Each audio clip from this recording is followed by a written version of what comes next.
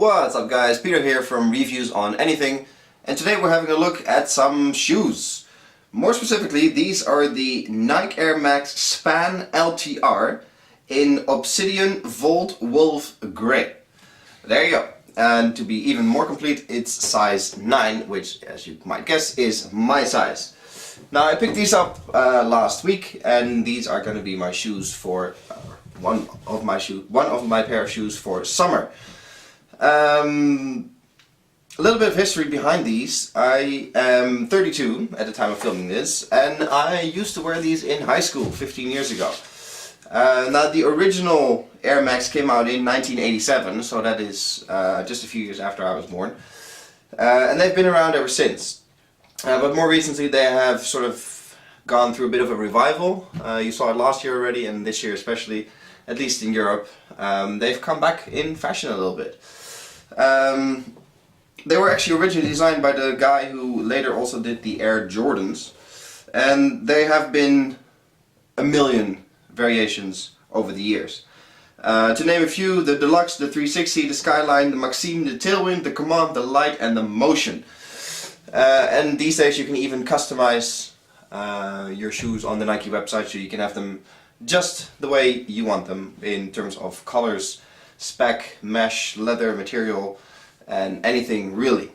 Now obviously the signature design part of these shoes are the little windows down here, the air that the Air Max is so famous for. As you can see, I have them in well, what they call Obsidian Volt Wolf Grey. I suppose that refers to the color of the logo, the color you see inside here, and the sort of color on the top, which I don't really think is a grey, to be honest. It's more of a blue, but hey, that's beside the point, I suppose. The reason I chose these is, first of all, I like the color scheme with the white, the dark, and the sort of neon color, which, yeah, just something I like. But more importantly, I also chose them because the front here is closed. Now the original ones, and actually many models these days, have sort of a mesh up front here, mesh part, which is nice. It's supposed to be good for ventilation, I guess. But if you are biking or walking and you go through a puddle, or if it's raining, then obviously your feet will get soaked pretty much immediately, which is not what you want. And since I am living in the UK at the moment, you know, the occasional downpour does happen. Not that I really plan on being outside when it does, but you know, you never know when you get caught off guard.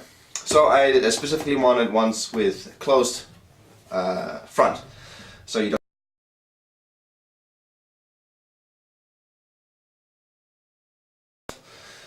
You know, it's a shoe, so it has the rubber sole, then the footbed here in white, the window in the back with the same color as the logo, and the same color as the back up here. The shoelaces come in the same color as the main body of the shoe. Back in my day, it was really trendy to have the shoelaces laced in such a way that you only saw the horizontal stripes, so not the crossings underneath. You had to work your way in many ingenious knot tying solutions to keep that sort of under the side here. But you know, that's not something that really concerns me anymore now, since I'm not in high school anymore. So I'll just leave it like this. They are actually quite stiff and quite tight. So if you wear socks in them, you don't really need to tie the shoelaces too much if you like to have your shoes a little bit loose but still comfortable. If you wear thin socks, it's you know, it's a bit more loose, so you have to tie them. But the shoe is quite tight in general. I've had these for about a week now, and they're just starting to sort of loosen up a little bit. But the first few days, I really, I almost got foot cramp every once in a while because they were so tight, especially in the front, like where your toes start. So that's definitely something to get used to, and definitely something you need to realize that they need a few days to walk them in properly. But now, you know, a week and a bit in, they're extremely comfortable, which is actually what they're known for. You know, the cushion of air does really contribute to the comfortable feeling you get in these shoes. And actually they were originally designed as running shoes anyway. So there's definitely some dampening going on in here. Now, as far as quality goes, you might be able to see, or not see, that there's a bit of a residue of a logo in there. It actually says Nike Air Max, or it used to say Nike Air Max in here, but that has already been, I think it's a sticker. It's definitely something that's sewn into the sole. So that's something that already is gone and fading quickly in the other one as well after just 1 week. So that's, you know, not much of a quality thing going on in there. But you know, it's a sticker, so who cares? And it's in your shoe, so whatever. The overall quality of the shoe is nice. They're solidly built shoes. Obviously, you're not going to do any you know, serious trekking or whatever with this, and I probably wouldn't even run on these. But you know, as a day-to-day shoe that you just walk on, the quality is good. They're solid. They feel good. They feel like they're going to last at least one summer, probably even longer. So you know, very nice. Feel good. Both on the shoe, and they look good.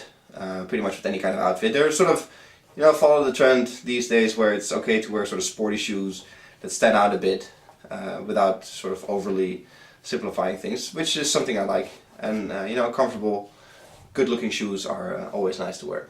They're not cheap, definitely not. These were 130 euros, so I guess the equivalent in dollars over on stateside. So you know, you're definitely buying a brand, obviously with Nike, and you're definitely buying some quality there too. The shoe's good, nice finish to the shoe in general.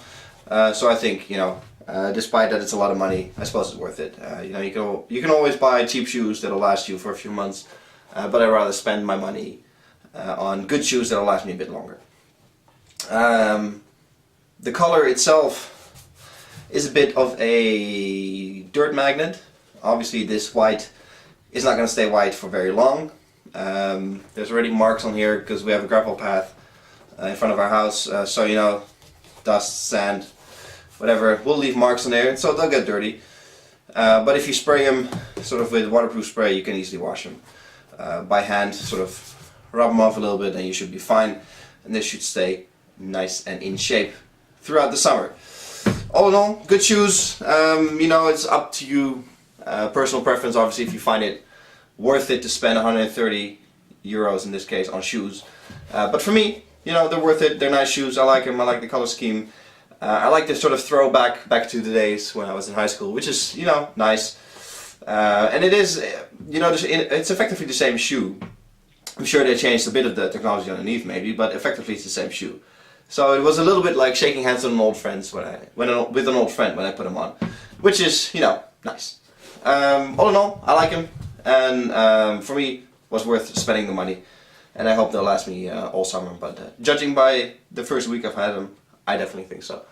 This was a quick look at the Nike Air Max shoes. This was the Span LTR version. Hope you guys enjoyed this video. Please give it a thumbs up and subscribe to the channel for more reviews on anything. See you guys in the next one. Cheers.